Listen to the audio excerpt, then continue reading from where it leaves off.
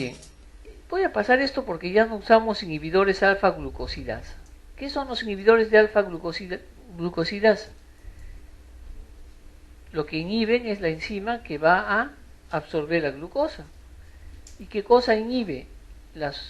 Digamos, la maltasa, la glucosidasa y la azucarasa, que son enzimas que van a absorber la glucosa. Aquí en el medio tenemos la carbosa y el miglitol. Yo he visto miglitol, la carbosa casi no la produce, era del laboratorio Bayer. ¿Cómo se llama? Glucovay. Glucovay. Muy bien. ¿Cuál es el componente más importante para el diagnóstico de síndrome metabólico? Resistencia a la insulina, diabetes, hipertensión, dislipidemia o estado protrombótico. Resistencia a la insulina. ¿Ya? Porque el síndrome metabólico actualmente ya no es, digamos, considerada la diabetes, porque se supone que es riesgo, ¿no es cierto? Estos criterios de obesidad ya actualmente van a cambiar. En el Perú van a ser otros criterios, otros números. Se han hecho consensos en el Perú y vamos a poner consensos de los estudios que han hecho en Arequipa, la doctora Medina, y algunos otros estudios que se han hecho en el Perú. Ya no vamos a considerar nosotros en el Perú la IDF. ¿Qué decía la IDF? 80 en mujeres, 90 en varones. ¿Sí o no? Estos criterios de acá, del síndrome metabólico, que va a depender, pues. O sea, ahorita depende, ¿no? En el seguro quieren considerar IDF. En el hospital X dicen, no, mejor los criterios de la Asociación Americana del Corazón. ¿Qué dice la Asociación Americana del Corazón?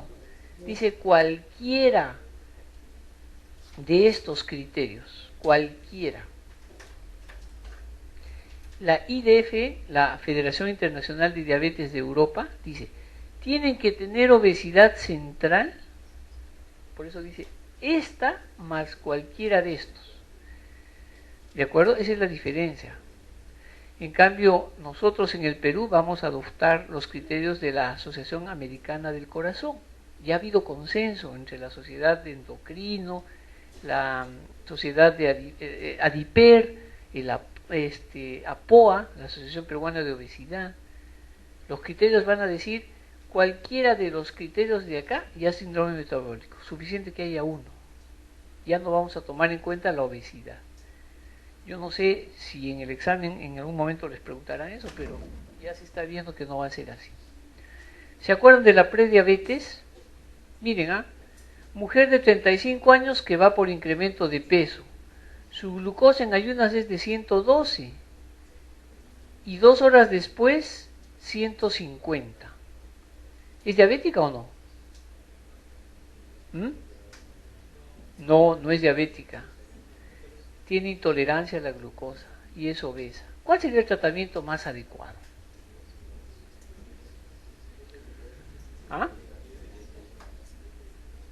Dieta y disminución de peso. Correcto. ¿Por qué? Existe un estudio que es el estudio del DPP, factores de riesgo para pacientes con diabetes. Y en ese estudio a los pacientes se les hizo un seguimiento durante 4, 5, 6 años a los familiares de diabéticos que tenían obesidad, resistencia a la insulina. Y se les comparó con otro grupo que, bueno, iban a los controles pero no hacían ejercicio y dieta. ¿Y qué se encontró? Que la disminución del peso por ejercicio y la dieta disminuía el riesgo a diabetes. Es más, incluso más o igual que dándole solo metformina. Entonces, la metformina per se, si bien es cierto, junto con la carbosa, reducen el desarrollo de la diabetes, son una opción terapéutica, pero no necesariamente solamente tienen que tomar pastillas. ¿Qué pasa con nosotros los pacientes? Que nos den una pastilla y yo estoy tirado en mi cama, ¿no es cierto? Y no hago nada de ejercicio y como lo que me da la gana. Porque si tú vas donde el médico, sobre todo a los endocrinólogos, salen los pacientes, ese doctor es malo, pésimo profesional, porque he entrado, me ha hablado del ejercicio, la dieta, he pagado tanto y no me ha dado una receta. ¿No? No le ha dado un medicamento, a veces hay que dar hasta placebo.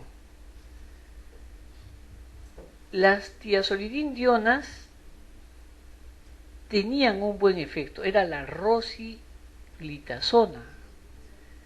¿Ya? Actualmente la rosiglitazona ya está fuera de circulación. La pioglitazona es lo que tenemos en el mercado ahorita, pioglitazona. Es más, había algunos estudios en los que en resistencia a la insulina y prediabetes se podía utilizar. El problema es que dijeron, no, la pioglitazona produce cáncer de vejiga.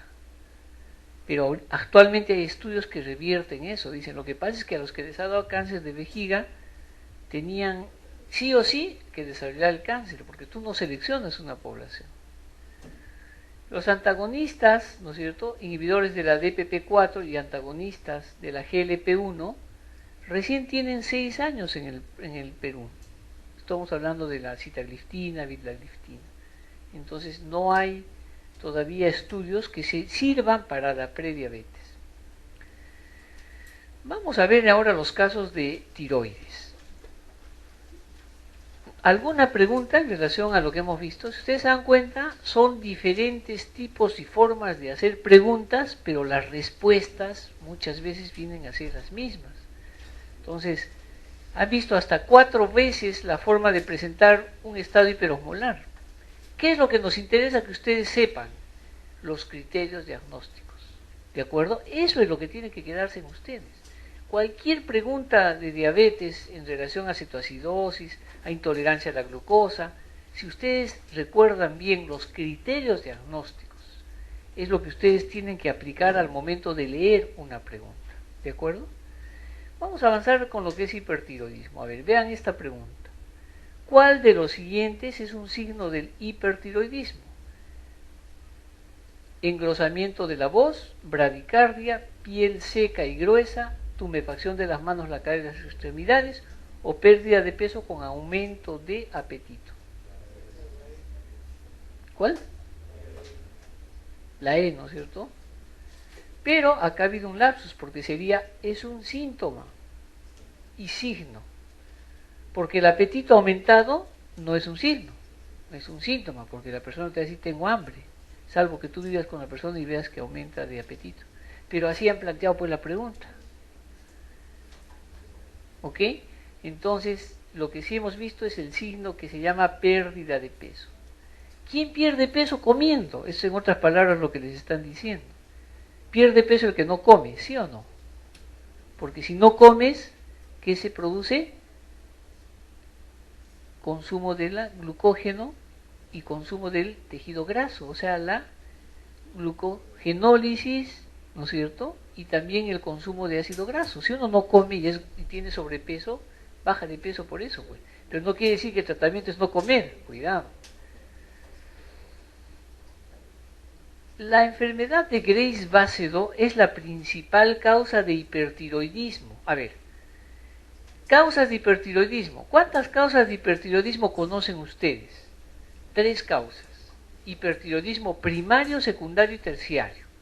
Si yo digo hipertiroidismo primario, ¿está fallando quién? La tiroides. Si digo secundario, la hipófisis. Si digo terciario, el hipotálamo. Olvídense del hipotálamo porque no se han descrito casos de hipertiroidismo por el hipotálamo. No es lo más frecuente, así que cuando vean un paciente con hipertiroidismo, lo más probable es que no sea hipotálamo. En la hipófisis hay una enfermedad, hay 2 patologías que producen hipertiroidismo. La primera, de las más frecuentes en la hipófisis, que es rarísima, es un tumor que produce TSH y se llama tirotropinoma. ¿De acuerdo? Entonces la pregunta es, ¿cuántos casos de tirotropinoma hay en el mundo descritos? Actualmente creo que hay 3 en los últimos 20 años. Entonces olvídense que sea por hipertiroidismo por un tumor en la hipófisis. Entonces, primera causa de hipertiroidismo, primario. Y de todos, casi un 90% es enfermedad de Graves-Basedow. ¿Qué es la enfermedad de Graves-Basedow? Es una enfermedad autoinmune. ¿Qué quiere decir autoinmune? Que el propio cuerpo produce anticuerpos. Recuerden cómo es el feedback. ¿Cómo es el feedback? Yo tengo mi tiroides. ¿Qué fabrica la tiroides? T3 y T4, ¿de acuerdo? Ya, okay. Pero ¿y en la hipófisis quién está? TSH. Y el nombre es hormona que estimula la tiroides para que produzca T3, T4. Y el T3, T4 tiene que regular la producción de la TSH. Si yo tengo mucha hormona T3, T4, la TSH tiene que bajar. Y si baja y desaparece, no hay estímulo para fabricar las hormonas. Eso es lo normal. Si digamos yo tengo mucha producción, sube mi T3, mi T4, le ordena a la TSH que baje. Entonces esta le dice, oye, estás produciendo mucho. Entonces la tiroides produce lo normal. ¿De acuerdo? En la enfermedad de Graves-Basedow hay un anticuerpo que bloquea esa orden. O sea, se pone acá y ya la orden no progresa, no hay TSH. Pero la tiroides sigue fabricando hormonas tiroideas. ¿Cómo se llama ese anticuerpo? Anticuerpo contra el receptor, TSI. Es el diagnóstico fidedigno de hipertiroidismo. Si hay un examen que tienen que escoger, TSI, anticuerpo contra el antígeno contra el receptor de la TSH. Se hice 2 acá en el Perú. Cuesta como 80 soles ahora.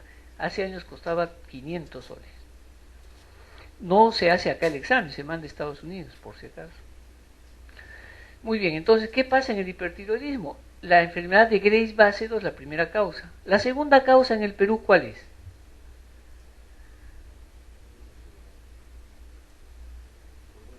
Bocio multinodular o enfermedad de Plummer. Son personas que tienen la tiroides, no el bocio difuso, sino son varios nódulos en la tiroides. Y 2 o más nódulos fabrican en exceso la hormona tiroidea. Generalmente las personas no son jóvenes, son mayores de 65 años y vienen de zonas donde ha habido bocio endémico. La tercera causa, adenoma tóxico. No quiere decir que toda la tiroides está alterada, sino un nódulo en la tiroides tiene la capacidad de producir más hormona. Es más, ese nódulo, cuando le hacen una gamografía, se ve el nódulo, la tiroides desapareció. Entonces el diagnóstico muchas veces del nódulo es haciendo una gamografía. En Graves no es necesario pedir una gamografía. Sí se pide en bocio multinodular y en nódulo tiroideo. Entonces, miren ustedes, el caso que hemos mencionado es un paciente que tiene, o una paciente que tiene hipertiroidismo, hemos dicho la pérdida de peso.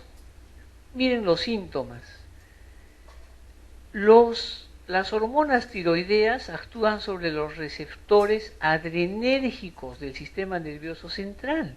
¿Se acuerdan de estos receptores y de estos síntomas adrenérgicos en la hipoglicemia? ¿Qué había en la hipoglicemia? Palpitaciones, taquicardia, sudoración. Los mismos cuando hay hipertiroidismo por acción de las hormonas tiroideas están acá, miren, nerviosismo, diaforesis, intolerancia al calor. Y el paciente hipertiroideo está pues hiperkinético. Ustedes habrán visto pacientes con hipertiroidismo. Están sentados. ¿Por qué va un paciente a la consulta? Por baja de peso. Va nervioso porque cambió su coloración. Doctor, diarreas, mucha hambre, diarreas, dolores en los músculos. Y van con su resultado de VIH negativo. Sí, pues porque la conciencia les habrá remordido, ¿no? Se han ido a hacer su VIH, porque el que sabe que se cuida no necesita hacerse VIH por el contagio sexual, ¿sí o no? Con VIH negativo, glucosa normal, pero tú le ves, oiga, pero usted tiene bocio, tiene exoftalmos, a ver la piel caliente, tiene que ser un Graves, ¿para qué se ha hecho ese examen? Salvo que su conciencia le diga que usted pecó.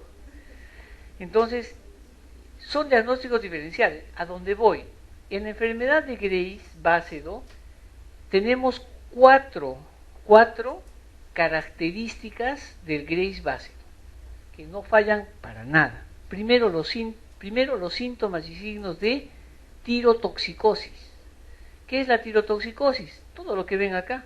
El nerviosismo, la diaforesis, la intolerancia al calor, la baja de peso y el aumento del apetito. dolores musculares. La debilidad muscular se acompaña de miopatía, ¿ya? Miopatía muscular, sobre todo en los músculos que están cerca al tronco. Músculos cerca al tronco en los brazos, braquiales. Músculos cerca al tronco en las piernas. ¿Cuáles son? ¿Qué músculos tienen en las piernas? Los crurales, ya. O sea, el paciente tiene debilidad. Ustedes le van a decir a un paciente, es como un paciente que tiene Cushing. Póngase en cuclillas y haga ranitas, no puede. Pues. Se pone en cuclillas y ya no se para. ¿De acuerdo? Eso es lo que se llama tirotoxicosis. Otro, la mayoría de Gray Bacillus tiene bocio. ¿Qué porcentaje tienen bocio?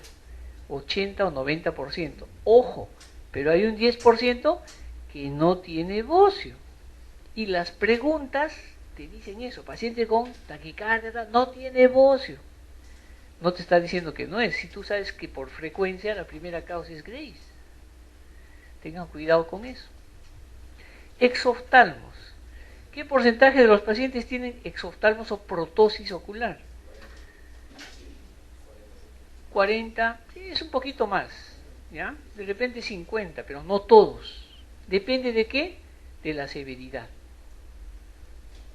¿Y cuál es el otro componente? Hemos dicho que son 4. Mixedema pretibial. El mixedema pretibial es una complicación infrecuente. No todos los pacientes tienen mixedema. Pero el típico, sí, mixedema, exoftalmo, bocio, ese es el típico paciente con Graves. Yo he visto un caso de una paciente con mixedema. ¿Saben? ¿Han visto el mixedema? Es duro, ¿no es cierto? No causa fovea y es una enfermedad autoinmune en los pies. No hay mixedema en otro lado, ¿eh? en la enfermedad de Graves Bacillus, solo es en los pies. Yo he visto una paciente que tenía, ¿han visto ustedes alguna vez el eritema nodoso? En los pies tú vas a ver nódulos. Yo he visto una vez un mixedema con nódulos, se llamaba mixedema nodular. Terminamos haciéndole biopsia con la dermatóloga en el hospital y nos leyó mixedema en forma de nódulos. Rarísimo el caso. Entonces dense cuenta de lo que estamos viendo ahora. Entonces, ¿cuál de los siguientes hallazgos es el más característico de la enfermedad de Graves Bacillus? A ver, con lo que les he dicho. Bocio y exoftalmos, palpitaciones e intolerancia al calor, bocio nodular e hiperreflexia, piel caliente y suave, hiperactividad y labilidad emocional. ¿Cuál de los siguientes es el más característico? El A. Porque podría haber hipertiroidismo que me va a dar bocio nodular hiperreflexia, el adenoma tóxico. ¿Sí o no? Para los que han pensado y dijeron, no, aquí es bocio hiperreflexia. ¿Sí o no? Porque nada más con estos son los diagnósticos diferenciales. Adenoma tóxico tiene bocio nodular. ¿No es cierto? Ok. Entonces acá tienen el bocio.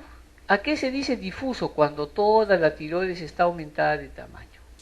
La superficie es lisa. Cuando yo digo nodular, tóquense los nódulos de los dedos. Imagínense que están examinando la tiroides. ¿Ven cómo se forma en forma de nódulos? Esa es la diferencia. Difuso, toda la tiroides con esa consistencia un poco dura. Y nodular, porque puede haber también en forma de nódulos, pero los nódulos son varios. Es diferente a un nódulo. Tú palpas, la tiroides normal por acá, palpas acá y hay un nódulo. Ese es el nódulo tóxico. En el bocio multinodular son varios nódulos grandes, pero cuando la tiroides en un Graves ya está mucho tiempo, no se ve así difuso, sino nodular. Entonces, eso es importante que ustedes cuando hagan el examen alguna vez, y les pueden poner en el examen también, si tengo un bocio de aspecto nodular, es un Graves, pues, solo que es difuso en forma de nódulos, pero no son nódulos, ¿ok? El exoftalmos es otra enfermedad autoinmune. El exoftalmos se presenta ¿por qué? Por interleuquinas. Es una enfermedad autoinmune. El exoftalmos se puede presentar en Graves antes del Graves, junto con el hipertiroidismo o después del hipertiroidismo. ¿Ya? O sea, no tiene que ser junto. Cuando es antes de la enfermedad de Graves, piensen en cáncer en el ojo, porque eso es lo que empuja hacia afuera. Después de que investigan los oftalmólogos, recién nos envían. Nos dice, este paciente no tiene nada en el ojo, pero puede ser que esté comenzando una enfermedad de Grace. En una presentación con el doctor Gómez Sánchez, que es el oftalmólogo del hospital, nos hizo una exposición muy bonita sobre exoftalmos. Él encontró en las revisiones que desde los últimos 5 años, que 5 años después el 30% de los que tienen exoftalmo hacen hipertiroidismo. O sea, 5 años después, el que tiene exoftalmo aparentemente por Grace, con anticuerpos positivos, hace hipertiroidismo. Y el mixedema es bien raro, ¿no? Edema duro. ¿Y la acropaquia qué cosa es? Es una alteración en las uñas de las manos y de los pies de los hipertiroideos. Rarísimo, yo no he visto muchas acropaquias. ¿Cómo hacemos el diagnóstico de la enfermedad de Grace entonces? Este es un caso, miren, una mujer de 50 años con exoftalmos, pero además con bocio, ¿sí o no? Aumento progresivo de la glándula tiroides es el bocio, con un nódulo, pero con una TSH indetectable, con T3 y T4 elevados. ¿Cuál será el diagnóstico más probable? Si tiene exoftalmos, ¿qué te está diciendo? Grace, ¿no es cierto? El exoftalmos es la clave ahí. Porque yo podría tener un aumento de la tiroides, pero si me dice acá un nódulo, puede ser un adenoma tóxico. Pero el exoftalmos es la clave en esta pregunta. Tratamiento del hipertiroidismo. Una paciente de 34 años acude a la emergencia soporosa con diaforesis, miren, frecuencia cardíaca aumentada, con fiebre 40 grados, taquicardia, con arritmia, presión arterial aumentada, tiroides, aumento difuso, fase rubicunda, piel caliente. A ella le han estado dando metimazol. Actualmente ya no viene con este nombre, el tapazol y el tirosol, vienen con el nombre de tiamazol. Acá quiten esto, borren y pongan TIA, tiamazol. Ahora el tapazol ya no viene como metimazol. Ha habido confusión pues con el metamisol, ¿no es cierto? Entonces, para que no haya problemas, ahora los de laboratorio que fabrican el tapazol están ahora colocando un metabolito, todos son metabolitos, y ahora el metabolito es el tiamazol. El nombre genérico del antitiroideo ahora es tiamazol también, ¿ya? Tiamazol.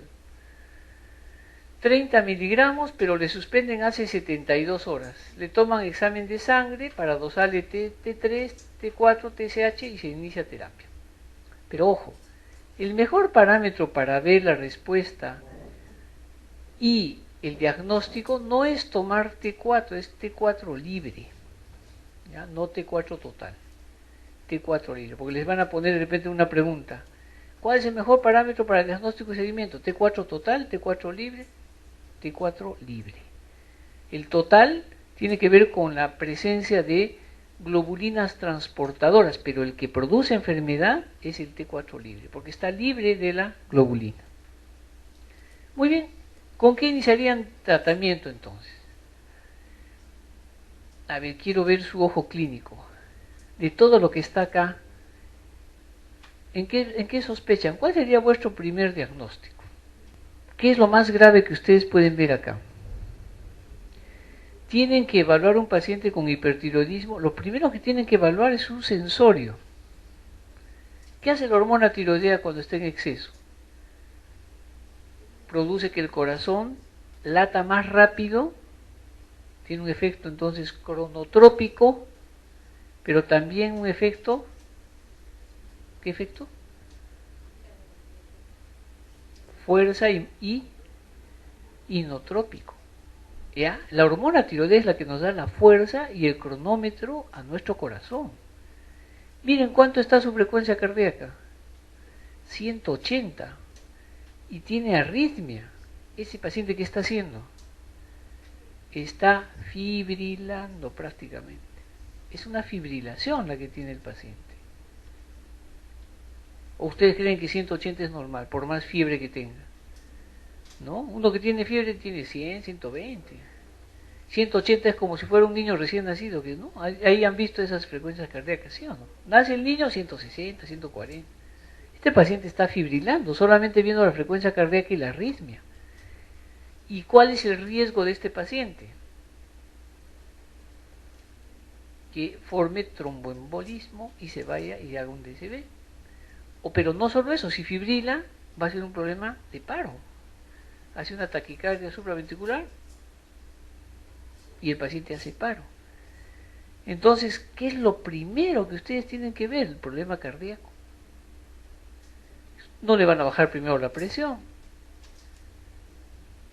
Y el paciente tiene fiebre. Bueno, pues, con estos datos de acá, ¿cuál sería el diagnóstico? Si bien es cierto, la lámina no es para diagnóstico, sino para tratamiento, pero ¿cuál es el diagnóstico? A ver, la diabetes tiene un estado grave que se llama cetoacidosis o estado hiperosmolar, ¿sí o no?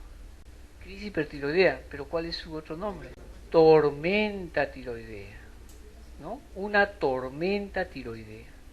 ¿Cuáles son los criterios de definición de tormenta tiroidea? No le vas a pedir TSH, T4 para hacer el diagnóstico, porque te lo van a dar en 4 días y el paciente te murió. Ok, trastorno de sensorio, número 1, número 2, temperatura y número 3, trastorno gastrointestinal, porque si tú tienes un paciente con ictericia, haces el diagnóstico. ¿Se acuerdan de los puntajes de Wurtz y Wartowski para tormenta? Por ejemplo, dice, si tú tienes ictericia no explicada por una enfermedad, te ponen 30 puntos. Y Wurtz y Wartowski dice, más de 25 es tormenta inminente, más de 45 es tormenta. Si no lo tratas, el paciente te va a morir. Entonces, yo tengo un paciente que tiene hipertiroidismo descompensado con una tormenta tiroidea y un problema de corazón. Entonces, de acuerdo a los... Ustedes vean acá.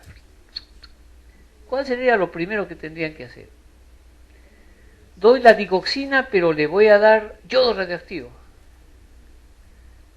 Le doy antitiroideo, le doy digoxina y beta bloqueadores. Primero le doy antitiroideo, luego beta bloqueadores y luego yodo. Después le pongo dexametasona y su cloruro.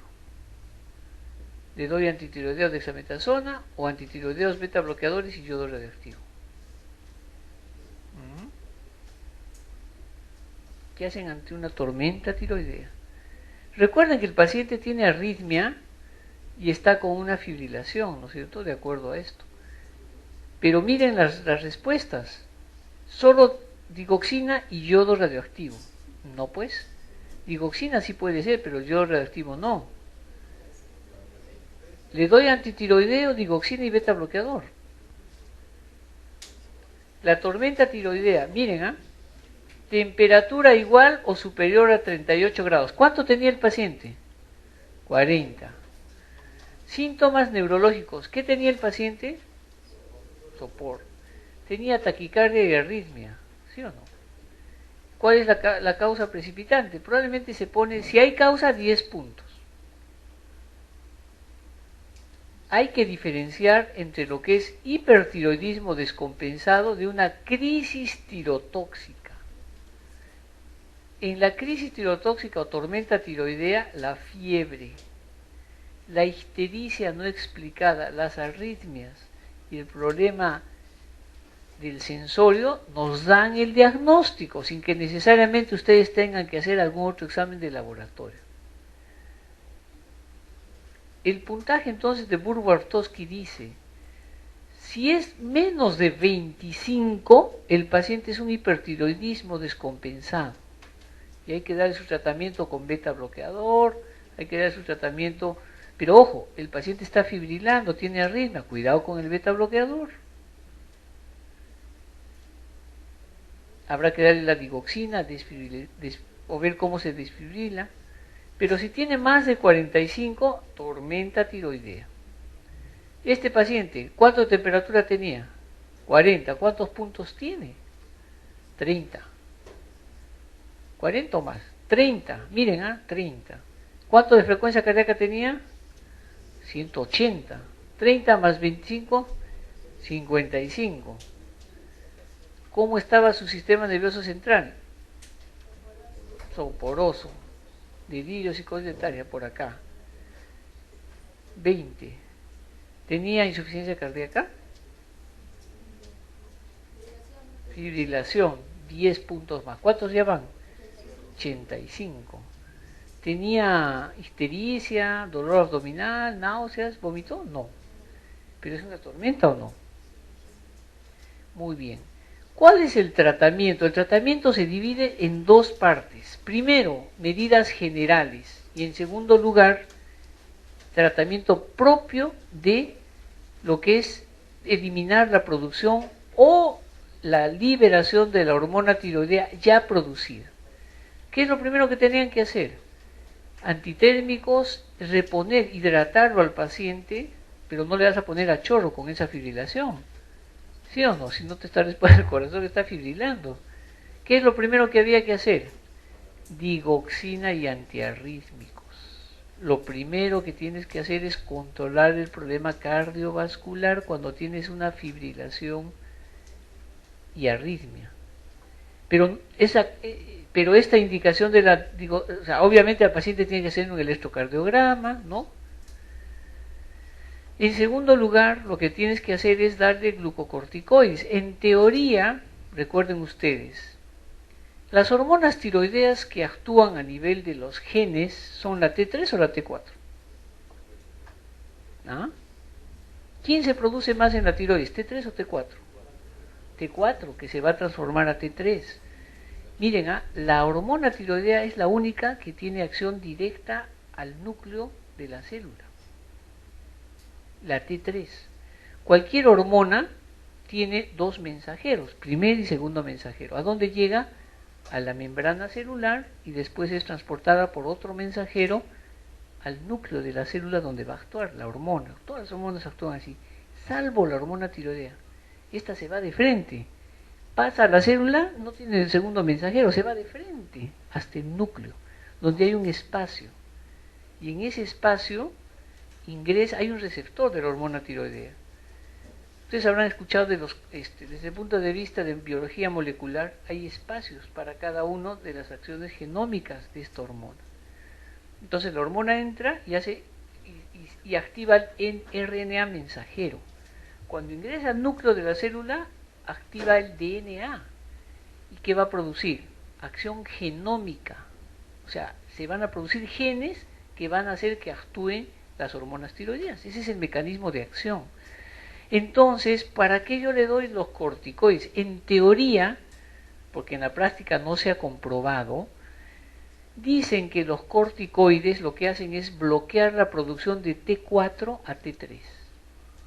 Pero no solo eso. El paciente que tiene tormenta tiroidea puede hacer insuficiencia suprarrenal relativa, porque este paciente entra en estrés severo que por mecanismos no conocidos pueden bloquear la producción de la glándula suprarrenal y por consiguiente empeorar su cuadro y el paciente entrar a una crisis suprarrenal. Eso es en teoría, no se ha comprobado todavía nada, por si acaso. Pero, ¿han escuchado hablar de las enfermedades poliendocrinas múltiples? Grace se asocia a Addison. De repente justo este paciente tiene anticuerpos contra las células que producen corticoides. Y este estrés puede desencadenar crisis suprarrenal en un paciente que tiene anticuerpos, pero que no le ha dado tiempo para pigmentarse ni nada por el estilo. Es otra, digamos, indicación por la que se da los corticoides, pero el corticoide no le vas a dar un mes, una semana, se da 3 días nada más. Y en dosis de estrés. ¿De acuerdo? Ahora, la diabetes, el hipertiroidismo puede producir diabetes, por si acaso. Es una causa de diabetes también, pues hay que tener cuidado con los corticoides. Después de eso, ¿qué vas a hacer? Tienes que inhibir la producción de hormonas, pero, ojo, tengan cuidado. Si yo tengo un paciente que está con arritmia, no necesariamente tengo que darle beta bloqueadores. Si el paciente tiene taquicardia y no tiene arritmia, no uso digoxina. ¿Cómo se llama la digoxina que se utiliza endovenoso? Deslanócido, es lo que utilizamos. Pero si el paciente no tiene arritmia, no tiene ningún problema, pero taquicardia sí, ¿qué voy a usar? Beta bloqueadores. ¿Qué beta bloqueadores utilizaré? Los que lo puedes comprar, que es barato. Propranolol. Pero si es asmático, tienes que usar un beta, ¿no es cierto? Selectivo. ¿Qué usas? Atenolol o metoprolol, ¿no? Metoprolol o atenolol. Claro, el tratamiento debe ser endovenoso, monitorizado, pero a veces no se tiene en la práctica. Y después vas a darle un antitiroideo. ¿Qué hace el antitiroideo? Inhibe la producción de la hormona. ¿De acuerdo? Pero también le vas a dar el yodo inorgánico. Recuerden ustedes que en la tiroides lo que ingresa es el yodo inorgánico, y en la tiroides se vuelve orgánico, y de ahí se fabrican las hormonas. Como tú le vas a dar el antitiroideo, la idea primero es darle el antitiroideo, esperas 2 o 3 horas, ¿no es cierto? Y después le vas a dar recién lo que se llama el yodo inorgánico. ¿Qué le damos? Lugol. ¿Han escuchado hablar de Lugol? El Lugol, pues el Lugol que se vende ahí. Ese Lugol se le da en gotas, en agua. Agarra un vaso de agua de 250 centímetros, echas ahí las gotitas que dicen acá, que son 8 gotitas, y al paciente hay que darle por vía oral. Si el paciente está con trastorno del sensorio, por sonda. ¿Cuánto tiempo después de darle el antitiroideo? 3 horas. No se da ese rato. ¿Por qué le damos el antitiroideo? Porque lo que vamos a evitar es que la hormona producida salga de la tiroides. ¿De acuerdo? Entonces, la pregunta y la respuesta en la anterior. ¿Qué es lo primero que tenían que hacer? ¿Cuál es la respuesta acá? Antitiroideos, yodo radioactivo, antitiroideos, beta bloqueadores, yodo, dexametasona y cloruro, antitiroideos, digoxina, beta bloqueador, digoxina y yodo, o antitiroideos y dexametasona. La D, ¿no es cierto? Antitiroideos y dexametasona, porque no hay otra opción. Acá si me ponían digoxina, sí, digoxina, dexametasona, antitiroideos, beta bloqueador. Para mí es la D. Para mí es la D. ¿Por qué? Miren, el beta bloqueador en arritmia, yo tendría que tener cuidado si está fibrilando el paciente. En realidad, esto es, ¿cómo se llama? Es controversial. El tratamiento, cuando tratamos con los cardiólogos, porque el asunto va por ahí. Hemos tenido pacientes que no hemos dado digitálicos, solamente se les ha tratado con beta bloqueador y antitiroideos. Pero vuelvo a repetir, depende si el paciente está fibrilando o no. Si el paciente está fibrilando, yo me abstengo de dar beta bloqueadores y primero trato con la digoxina. A ver, tiene 26 años con 28 semanas de gestación, una mujer gestante, con diagnóstico de hipertiroidismo por Graves ácido. ¿Cuál es el tratamiento de elección? ¿Por qué la A? Porque está contraindicado en la gestación yodo radioactivo. ¿Por qué no lo doy? El ácido iopidónico pasa la barrera y tiene efectos. No la voy a operar, ¿no es cierto? Menos le voy a dar el ácido iopidónico. El propilto uracilo es el que produce menos efectos colaterales y es el tratamiento de elección. Uno, tiene que ver con el paso de la barrera, y dos, que es el único antitiroideo que inhibe la conversión de T4 a T3. Mujer de 88 años que consulta por un gran bocio multinodular. ¿Cuál es la causa? con arritmia y hallazgo de un hipertiroidismo. ¿Cuál es el diagnóstico de esta paciente? ¿Ah? Enfermedad de Plummer, no se olviden, Plummer, P-L-U-M-M-E-R, Plummer. 30 años de bocio sin claro crecimiento reciente, ¿no? El bocio endémico. No refiere disfagia ni estridor. Lleva un tratamiento para presión alta, se controla con hidroclorotiazida y potasio, así como broncodilatadores y corticoides inhalados, porque además ha cocinado en leña toda su vida y tiene su EPOC. ¿Cuál será probablemente la actitud más indicada? No tratamos ya que la T4 libre es normal, miren la T4, dice la T4 libre es normal, pero la T3 libre en 8 picomoles, cuando lo normal es de 4 a 6.8. Voy a operarle, le voy a hacer una hemitiroidectomía.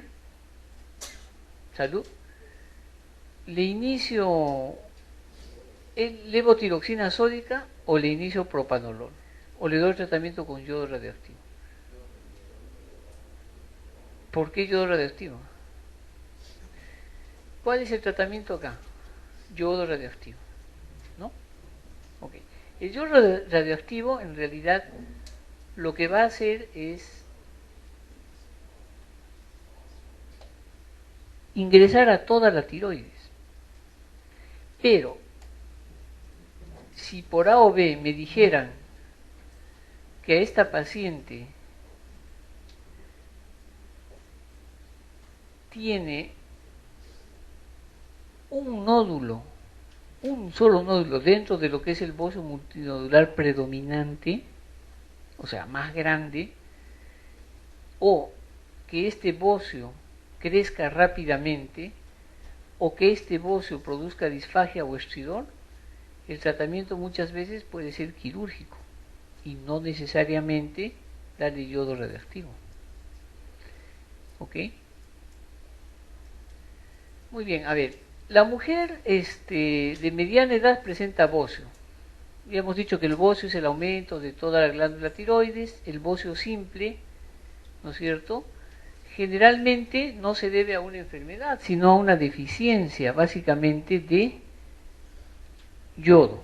Sin embargo, como dice acá, hay que descartar otro tipo de enfermedades, ¿no? Para esto tiene que tomar en cuenta el antecedente de dónde vive la paciente. Si es una paciente que vive en la costa sin antecedentes familiares o es una paciente que vive en la sierra, que ha venido a Lima y que ya está dentro del consumo de sustancias que contienen yodo. Muy bien, a esta paciente, miren, le hacen un examen de análisis. Tiene su T4 en 3 microgramos y la T4 libre en 0.3, la T3 en 75 y la TSH en 50. Una TSH en 50 no es normal, porque lo normal es hasta 4 o hasta 5. Y la T4 libre está demasiado baja. Entonces, ¿cuál de las siguientes patologías concuerda mejor con este caso?